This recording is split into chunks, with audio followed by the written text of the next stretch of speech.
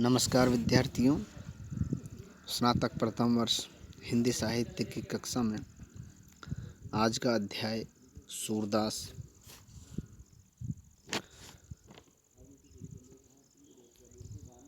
और इस अध्याय से जो प्रसंग चल रहा है वह है उद्धव संदेश। उद्धव संदेश से आज हम जो पद पढ़ने जा रहे हैं वह इस अध्याय का 18वां पद है, यानी 17 पद हम अब तक पढ़ चुके हैं।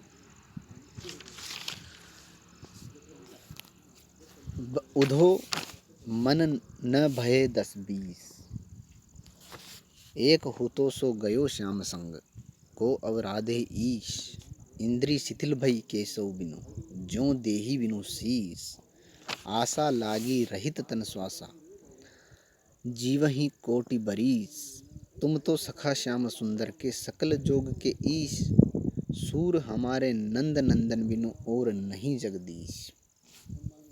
प्रस्तुत पद भक्ति काल के प्रसिद्ध कृष्ण भक्त कवि सूरदास द्वारा रचित उनके प्रसिद्ध ग्रंथ सूर सागर से लिया गया है और पाठ्य पुस्तक में उद्धव संदेश नामक शीर्षक से उद्धृत है।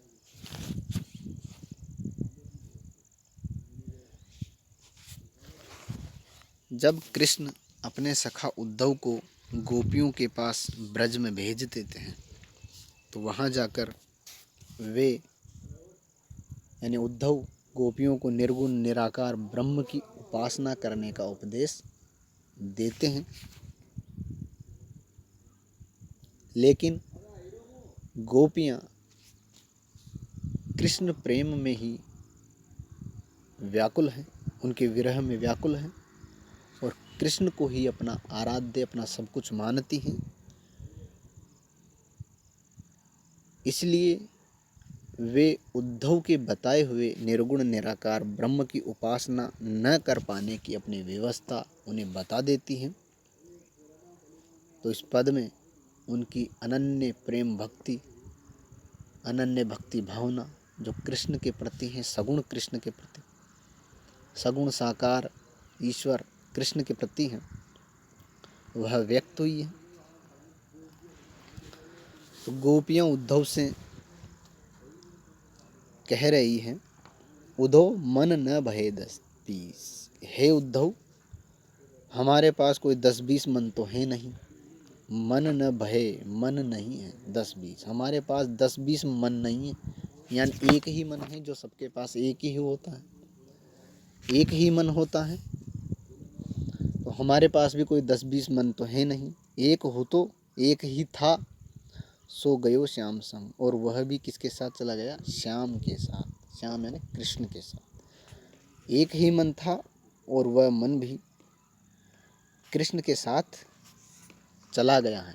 कहाँ चला गया? कृष्ण मथुरा चले गए तो हमारे मन को भी ले गए हैं। को अवराधे ईश, अब हम किस मन से तुम्हारे बताए हुए ईश्वर जो निर्गुण निराकार ब्रह्म है उसकी आराधना कैसे करें? क्योंकि आराधना मन से की जाती है और हमारा मन तो कृष्ण के साथ चला गया। अब आपके द्वारा बताए हुए निर्गुण निराकार ब्रह्म की उपासना हम किस मन से करें, कैसे करें? इंद्री शिथिल भई केशव बिनु, और केशव के बिना, कृष्ण के बिना हमारी सभी इंद्रियां भी शिथिल हो गई हैं, कमजोर हो गई हैं।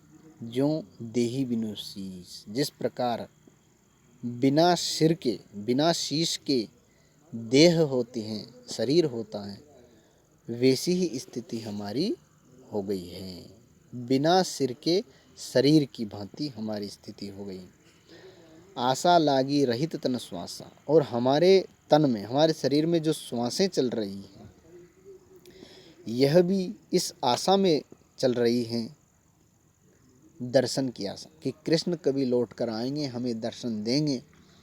इस आशा में ही हम श्वासें ले रही हैं। आशा जो है ये दर्शन की आशा के लिए आया है। कि कृष्ण के दर्शन होंगे हमें या कृष्ण हमें दर्शन देंगे, इसी आशा में हमारे शरीर में श्वासें चल रही हैं, हम जिंदा हैं। जीव ही कोटि बरिस, और इस आशा में हम करोड़ों वर्ष तक भी जिएंगे, ऐसी कामना करती हैं गोपियाँ कि उसी आशा में हम कोटि बरिस यानी करोड़ों वर्ष तक भी जीवित रह लेंगे, दर्शन की आशा में। आगे, तुम तो सखा श्याम सुंदर के सकल जोग के ईश।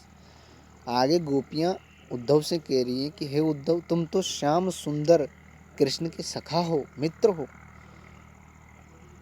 सकल जोग के और समस्त योग साधना के जानकार हो, सकल जोग के योग के जानकार हो, योग साधना को जानते हो, आप सब कुछ जानते हो। इसलिए आप ये भी जानते होंगे कि सूर हमारे नंद नंदन बिनु और नहीं जगदी। इसलिए आप हमारी मनोदशा भी जानते होंगे, हमारी स्थिति भी जानते होंगे, और आप ये भी जानते होंगे कि नंद नंदन के बिना, नंद के पुत्र कृष्ण के बिना और नहीं और कोई जगदीश नहीं है हमारे लिए। यानी हमारे लिए जगदीश, हमारे लिए तो एक ही आराध्य है और वो कृष्ण हैं। कृष्ण के अलावा अन्य किसी की भी आराधना, अन्य किसी की साधना हम नहीं कर सकते। हमारे लिए अन्य कोई आराध्य नहीं हो सकता, हमारा एक ही आराध्य है और वो कृष्ण हैं।